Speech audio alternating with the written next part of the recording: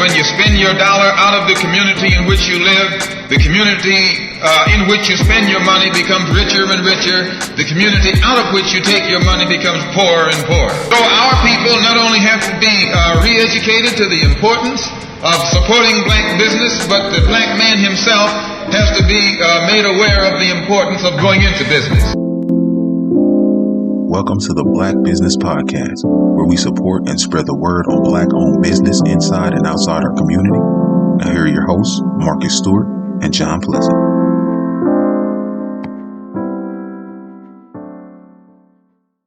How you all doing? This is Marcus and I'm John. And how you feeling today, Marcus? I'm good, man. I'm good. It was nice. A decent weekend. How was yours? That was great, man. The car battery died. So that was interesting, but it was in the trunk too. So I had to discover that car batteries are now being put in the trunk. Wait, where were you at when it died? Actually, in my garage. Okay. Yeah. Okay. Yeah, LA get a little cold sometimes. At 40 degrees, just shut it down. But I'm good, man. I'm battery good. In the trunk? In the trunk. What, you drive a Lamborghini? Something like it. I start with an L. Alexis. Is the other L. Okay. Yeah. And so, but yeah, that was that. But the weekend was great overall, man. I'm glad because what we could do is support black businesses, and that's what I love. You know what I'm saying? So it makes me feel good when week in and week out I'm supporting a black business. Yes. Yeah. Yes. I like that too. That's sure. The point. That's the point, man. That's the point. So where do we go this week? Mom's Haus, spelled Haus. HAU. Yes. Interesting. Mom's Haus. Got this address for him. 14062 Van Owen Street, Van Nuys, California, 91405. There it is. Email, website, eatmomshouse.com. Remember, HAUS. HAU. That's how they spelling it, because they got flavor. That's it. That is it. So yeah, we went to this place last week, Mom's Haus, off of a recommendation, right? Yes. Yeah. My friend told me about the spot. Nice. He's like, man, during COVID, I discovered a black-owned place to get some good food. So we went there. Yeah. Check it out off of his recommendation. I was like, that's great. That's the best one sometimes, the recommendations. Yeah. Yes. So, so Mom's Haus, which, I live in the Valley. So it's not terribly far from me. It's in Van Nuys. If you're familiar with LA, LA is, pretty spread out, but the Valley is a little pocket, and Van Nuys is, up near kind of where I am. This place was located in an intersection, which was not hard because of the parking. They had a parking lot, which was great. So when you talk about curb appeal, for me, that was important. At least had a parking lot, because LA, you don't get that often. Whenever you get a parking lot, that's a bonus. Yeah. So that's a bonus. So we pulled up and we saw a parking lot. So he was like, nice start. Okay. So, yes. Yeah. So I like that. What did we come here for? We came here because the menu says I have barbecue. Their hours are 11 to 7, by the way. Keep that in mind if you are coming to visit this place. So it's every day though, right? Every day, 7 days a week. So that's good. They're open 7 days a week, 11 to 7. And we found out when we got there that the barbecue menu is weekends. Missed it. You went in the middle of the week. We got the recommendation based on the barbecue. Right. So. Yeah. Man, we missed that. Yeah, a little unfortunate because the fusion of soul food / barbecue / Creole, which I appreciate, and just giving a little bit of information about this place, Mom's Haus. They were founded, in New Orleans. Their location here is San Fernando Valley. I don't believe they have a location in New Orleans. It's the only location that they have. The family-owned restaurant prides itself on being a scratch kitchen that delivers Louisiana favorites for its customers. In the kitchen, executive chef Brandon Baker, that's his name. He preps early and cooks all food in-house with only the most fresh ingredients. The premium meats are smoked for 14 hours to leave customers with the most tender cuts, which, of course, we didn't get this time around. With every dish deeply rooted in family recipes, Mom's Haus brings a modern twist to Louisiana-style dining to the Valley. Be sure to stop by for a dining experience you won't forget. Now, I remember when we were speaking to her, the server we had. Yep. She said they opened in 1987. 87, yeah. But then they shut down because of COVID in 2020, and they revamped. Now, she said they first were only doing barbecue. So they revamped and added all the etouffees and the po' boys and all that stuff. Got it. So we started eating the new menu, right, as opposed to what had them there for all those years. For sure. So was it a step up? We don't know from what they had before, but it would be interesting to see how it was and how everything was set up in the past to what happened now, because COVID unfortunately took a lot of people out, a lot of businesses out. Yes, so a lot. Yeah. So yeah. It was tough John, to make it. When you first walked in, what did you think? First walked in, like I said, I was able to find the parking lot, which was great. First walked in, it reminded me of a small cafeteria feel. They had tables, of course. It was two sections, which we found out. They had a smaller section where you can kind of place your order and sit, and then they had another area where the bathrooms were, and it was almost like a storage unit to get to the bathroom. So that was interesting in itself. That part was closed off. It was only used for the bathroom. So first, intro was like, it's cool. Nothing that was eye-popping, nothing to make me go, oh, wow, I can't wait to, try this food. But, I mean, some of Black Soul Food spots have that kind of vibe, so I didn't want to put too much on that. Now, when I first walked in, I immediately need to use the restroom. Because I was there a little bit before you. For sure. So I was like, oh, well, do you have a restroom I can use? And she told me, yeah, go outside and go into that other door. And I was like, she said, it's all the way in the back. I said, okay. And that's when I walked down that strip. Looked like I was going to meet Candyman in the back. It was interesting. Yeah, it was. You're right. Candyman. John, Candyman messed me up. Okay, I was too young to see that movie. My parents are terrible for letting me see that. I feel you, man. At 5 times, I couldn't do it. John, for a month, I couldn't shower with the door closed. You couldn't? Not a whole at all. month. A whole month. My dad's like, why you keep showering with the door closed? You why? You let me watch Candyman. To this day, I still can't use a restroom in a park. Wow.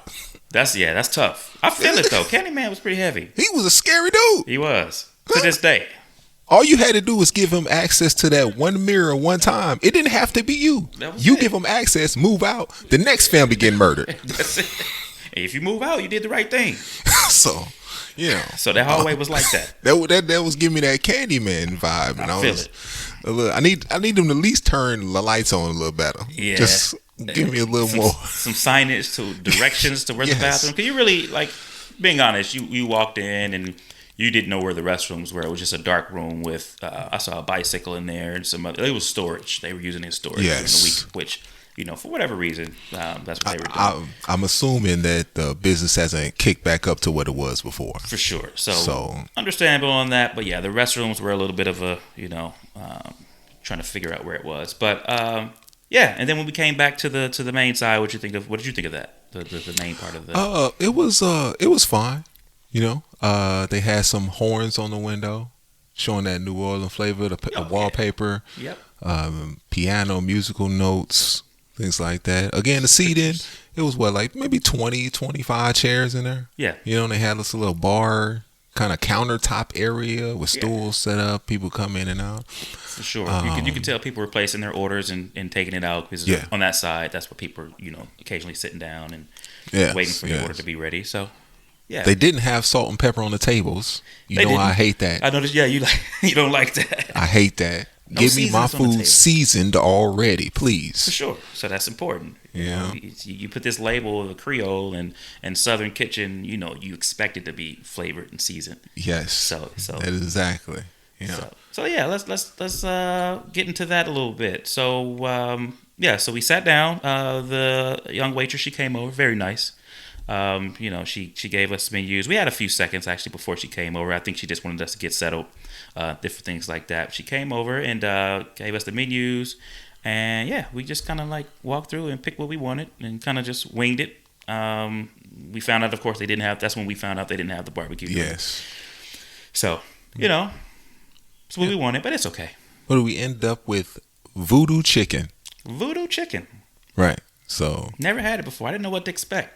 Yes, yes. Immediately, it was different. It was different. See, like the waitress said, she said most people would think Creole, it'll be a spicy rub, Right. but they switched it up. Yeah, they did. So it was a little, it was on a sweeter side, right? It was a chicken where the rub was a brown sugar base. Yeah, brown sugar base. Surprised me. Yeah. I didn't know if I was gonna like it or not. Yeah. What you think? I did like it. It was different. Once you got adjusted to knowing what you were about to eat, as far as the different tastes, because voodoo chicken, like you said, you thinking maybe like some spices. It wasn't really any type of spice flavor I got. It was that brown sugar rub, like you said. And the flour, of course, the base was the cornmeal base. Like it wasn't like a typical flour on chicken that you're used to, which sometimes I like too because it's not as heavy that way. So yes. So they gave it a naked fry, then they dropped it into the rub. Yep, that's what it was. That's exactly Again, I was also surprised that I liked it. Yeah. I didn't see it coming. Yeah, because we're learning each other's tastes, and so for you, you never know if someone likes something more serious or something on the sweeter side. Because me personally, I don't like sweet greens. No, that much. No. And so that's a turn off for me. So as far as chicken, I'm versatile with that because chicken itself is a sodium based protein. So if you add a little sweetness to it, that's fine.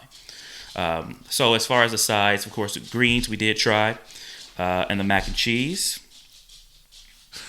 We gonna talk about the mac and cheese? We got to discuss it. We got to discuss it.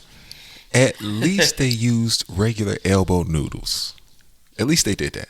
I hate when we go places and they're not using just elbows. They trying to be fancy, or they trying to be I don't know what. Like I don't need no twirls in my macaroni and cheese. Yeah. Just give me the elbow. Right? What's it? Penne noodles? What is this? And I know everybody's gonna say this. Everybody's gonna say, "Well, my grandma makes the best." Everybody. Well, that's just how you grew up. That's what you were used to. That's not true. But I prefer my grandma's mac and cheese over anything I've ever bought for some reason. Like, this mac and cheese, it was supposed to be a Caribbean, if I'm not wrong. It's supposed to be like a Creole spicy mac and cheese or something. Yeah, I could tell they definitely used some Creole spices in there. It was the flavor wasn't bad.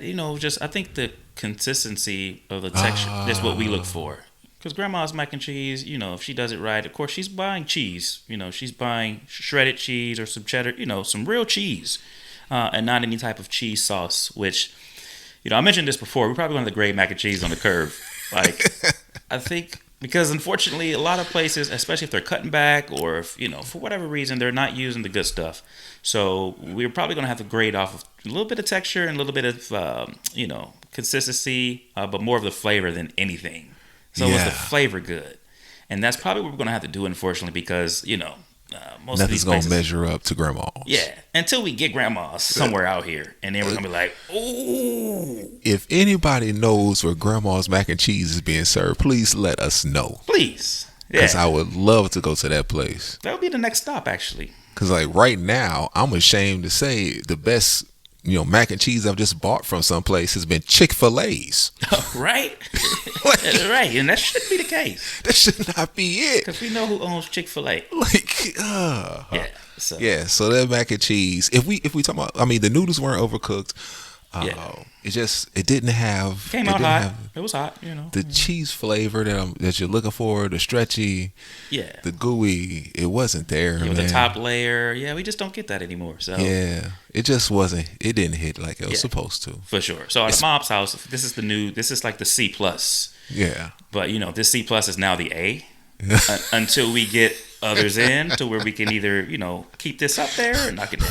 We on that curve you talking about. We grading on the curve, man. I benefited from the curve back in my day, so I understand. So. Oh man! But for a premium side, because they separated regular sides from premium sides. Yeah. And at a place like that, I'm mad that the mac and cheese and the collard greens were considered premium. Yeah, that should be a base side. Yes. Like, it has to be. Especially if you're not using the real cheese. Come on now. But the greens, you did like the greens. I did like the greens. And I had to ask what kind of meat they were using because the smoked turkey, it tasted better than actual turkey. Oh, yeah. To me, I thought they were using some ham hock. Yeah, I wasn't paying attention at first, but when I went back and looked at the menu, they indicated where it was smoked turkey, where they put beef in the red beans and rice and things like that. What was vegan and such. I didn't read. Yeah. Yeah. So yeah, that's I what didn't. happened. I didn't at the first either. I had to look back at it. Got it. So I was a fan of the greens. I thought it was didn't have any like over sweetness or anything to it. Good salt and pepper and some smoke flavor.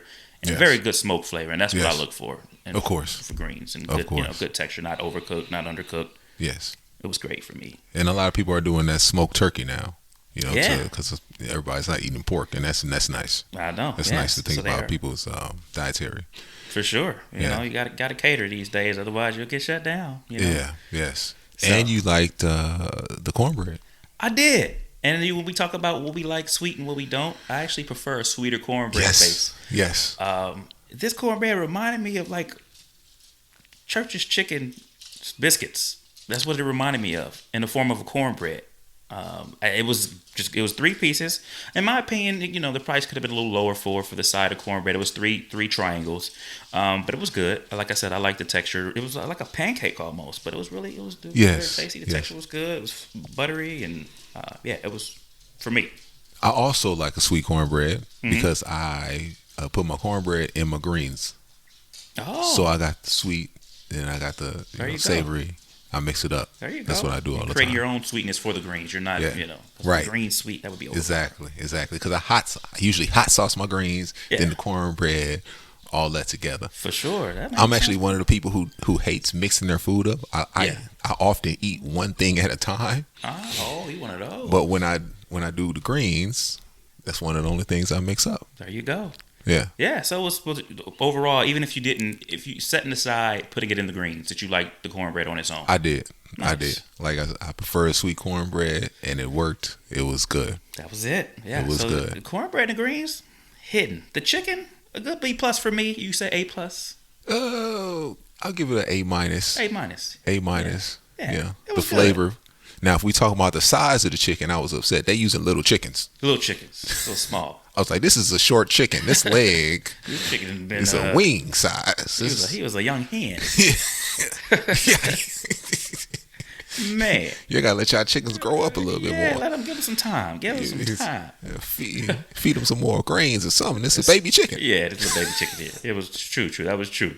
So looking at the menu, I'm just going over a few of their things. They do have a nice appetizer menu as well that gives you that New Orleans feel. So they have like something called a Boudreaux's basket. It's a combination of fried catfish nuggets and fried shrimp served with fries.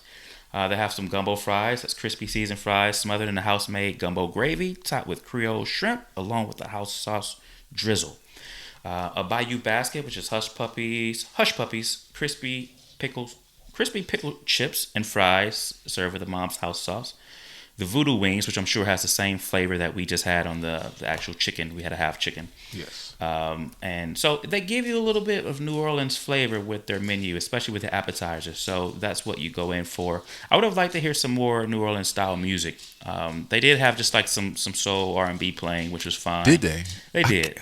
I was trying to remember if they did. I couldn't remember. Yeah, they did. It was low, which was fine. But going into this vibe where it's like Louisiana style cuisine, if you want to put me in that environment of New Orleans, which I've been to, when you walk into places, you just hear the music, you hear the jazz, you hear it, the Creole jazz right off the bat, and it just gets you ready. Like it's something about it. So I think that would have been a nice touch because, of course, their website, they advertise, they promote New Orleans very hard. Yes. Mardi Gras, the logo, it all looks great, but it doesn't match. Their marketing doesn't match the space for me.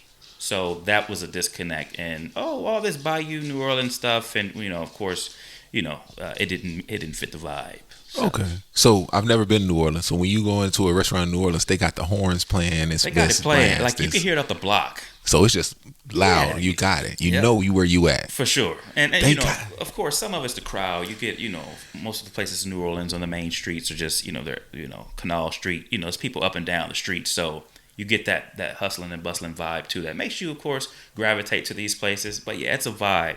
That would be nice if we walked in and they had that music going loud. Yeah, the vibe. That would have helped. It would have. And something else with the decor inside, because the decor didn't have anything It was nice. It was just it was a few saxophones. I did see a saxophone. Yeah, on the wall. there were some horns. Yeah, there they was had a trombone, a trumpet, a saxophone stuck up on the wall, but it was just like one per wall. Yeah, and then it had the wallpaper. Mainly. Even if I remember the last place we went to, if they would have painted the wallpaper like purple or something like that, that would have been good too. That would have worked for this spot. Purple and gold and yeah, the cotton oils, Mardi Gras colors that we usually see, right? That would have been nice. That would have made some sense. Yeah. So, what else would you have liked to see? I guess because we had a dessert too. Oh, I forgot about the peach cobbler because it was forgettable. You forgot about because it was Nat King Cole, not unforgettable. It was forgettable. Oh man. Yeah. I was like, it came out. It looked okay, but then we noticed that it didn't have the typical like some type of crust that. Yes. Yes. I know there's a couple of ways people usually get their cobbler. I know we're used to the crust on the top and the bottom, and people call it, oh, that's a pie. That's not a cobbler. Right. Okay, well then give me a pie because that's what I like. That's what I want. But then there's the other way where you mix everything with the dough and the peaches and you just bake that up for sure like that, and that's what they served. Yeah. And I felt like it was kind of like tart for me. And I could agree with that. After you said it, I tried it again. And I was like, yeah, you're right. It wasn't sweet enough. No, not at all. Not at all. And it wasn't even the peaches. I remember the dough was the part that was throwing off. The peaches weren't sweet enough. They didn't have enough sweetness to it, obviously. But the dough was giving me a tart. Yeah. And I don't know why. It didn't provide what it needed to in the consistent. The dough should have been a little like, I don't want to say not crunchy, but a little bit more. It was just soft mush to me. Okay. In the midst of the peach cobbler, and it didn't give anything to me, of course, especially with the tart taste. Yes. So I agree. It came out cold too. Right. I think, especially if you put it in that, it came out in a nice dish, which I think is no problem with heating that up and bringing it out. Even if we ate it last, it wouldn't have been as hot. It still would have been some type of warmth. Right. As opposed to like you scooped it out of the refrigerator. And dumped it on me. That was the only dessert they had at the time. I would have actually preferred to try the sweet potato pie. Exactly. But same. Again, we just came on the wrong day. We did. We limited ourselves apparently. Apparently during the week is when you should not come. Yeah. And a lot of the people who were coming in and getting stuff to go, they were grabbing like po' boys. Yeah. So maybe the po' boys are really good? Maybe. Because they were grabbing them and heading straight back out. And I can see that because their seasoning wasn't terrible. So I could see that being a good, it's bread and shrimp, Yeah. And a little sauce. Maybe during the week you hit a po' boy, and then the weekend is you come back for the barbecue. Come back. So it depends on what day that you go. That's it. What you should be ordering off the menu. I agree to that. What else would you have liked to have seen from this place? Besides that, again, like you said, everything you just said just made me think, man, that would have been nice if they would have had the music playing. Yeah. If the decorations of the walls were a bit better. They had the wall of famous people pictures. They did. But it kind of just looked like they went somewhere, got an autograph, and stuck it on the wall. Yeah, we didn't feel the history or the historical connection based on established in 1987 with the place as is. So it didn't look like they were at the restaurant when they got those done. Because if you go to Pink's Hot Dogs, you've been to Pink's. Those people came. Yes, they're taking pictures in front of the restaurant with the owner and stuff like that. For sure. And I figure if you're going to have the pictures of the celebrities, get in the picture with them. Facts. To make it. That's it. I think that's to me that's the validation that you actually own that photo and you took that photo with that celebrity. Right. That's very true.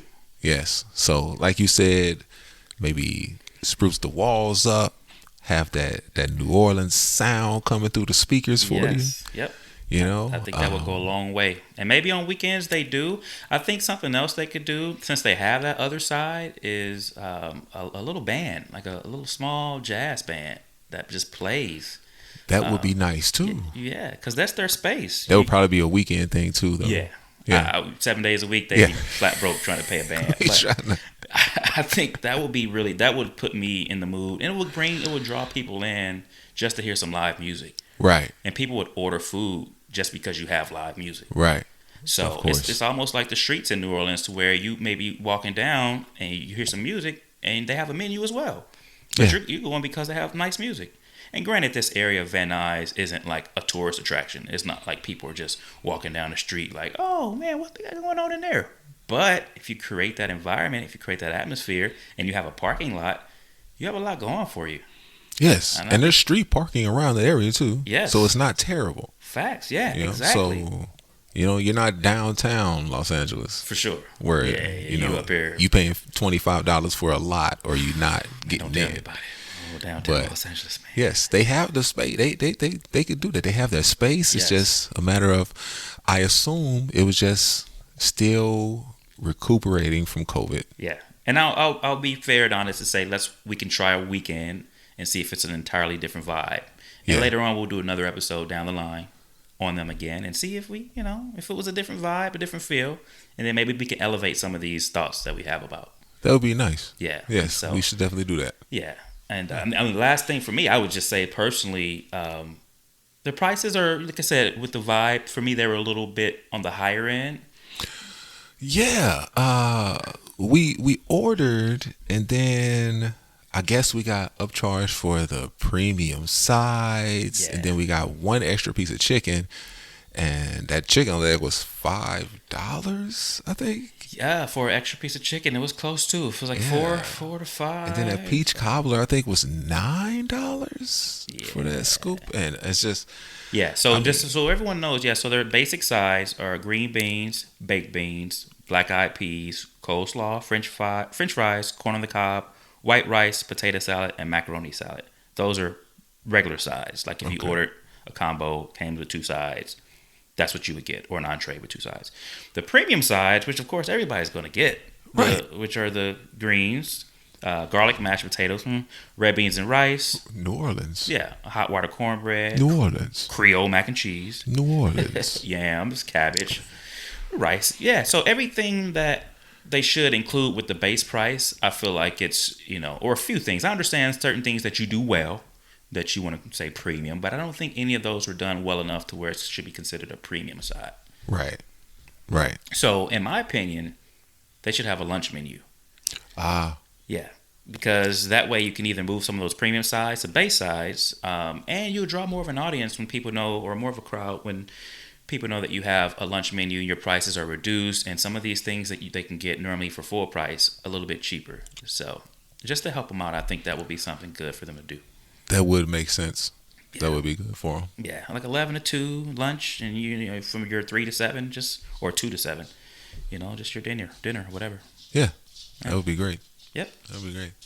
I'd like to see. I don't know. Maybe I'll take this recording. I send it to them so they can listen to our suggestions. That would be great. Because And sometimes places need that. I feel like we had some good ideas that would work there. Yeah, and it would really help them out. I Yes. think so. Like, seriously, like for them to be in Los Angeles and have an establishment, a brick and mortar, Right. and not even one little small space, you have like an L-shaped corner. Yes. Like, I think it was like a little a part in between. There the was building. something back there. Yeah. There was something. I'm not sure if that's their property too, but if you have access to that too, like they can really do something with this space. And I would really, especially with pushing, like I said, how the website looks, pushing the New Orleans on us. Right. I want to feel that. And Yes. last thing I'll say about that, but yeah, they can really do something. That would be great, man. What else you got? I think we went over everything Yeah, that's it. that we Listen, really should. yeah, their hours. We gave out their contact information, their location. Like I said, in the valley, from Los Angeles, from the heart of Los Angeles, it's about 25 minutes. So it's not terribly far. I didn't And if see- you're looking for black owned in the valley, that's perfect because it's not too as many. opposed to driving all the way down south of the 10. Where all the black people are. Yeah. Yeah, When we start going down there, we're going to have to hit 3 places a day because Yeah. we're just down there and they're everywhere. Exactly. So I do look forward to that. It's going to Yeah. be great just to be able to knock out 2, 3 in a row and give some reviews. So this is great. Yeah. Okay. Yeah. All right. So that's it for Mom's House. Mom's House. That's it. So if you all have any other suggestions, just put them in the comments or any other places you'd like us to go, and we gladly check them out for you. Oh, yes. And our email address in the description, or just tell you right now, It's the Black Business Podcast at gmail.com. Business. So if you can, find that macaroni and cheese that hit, please. Let us know. Please. We're on a hunt. We're bounty hunters right now. Oh, my goodness. Yeah. So, until next time, again, thanks for tuning in to the Black Business Podcast. You've been with Marcus and John, and we will see you next week. Thanks, John. See you guys later. Take care. Thank you for listening to the Black Business Podcast. You can follow us on Twitter at BLKBIZ Podcast. Email us at theblackbusinesspodcast@gmail.com. And if you would like to support us, you can become a Patreon member at patreon.com/theblackbusinesspodcast. Not only will you be helping us to patronize more Black-owned business, you will get access to exclusive pictures and video, as well as entry into merchandise and other special giveaways. Be sure to follow and subscribe. New episodes every Thursday. Thanks for listening.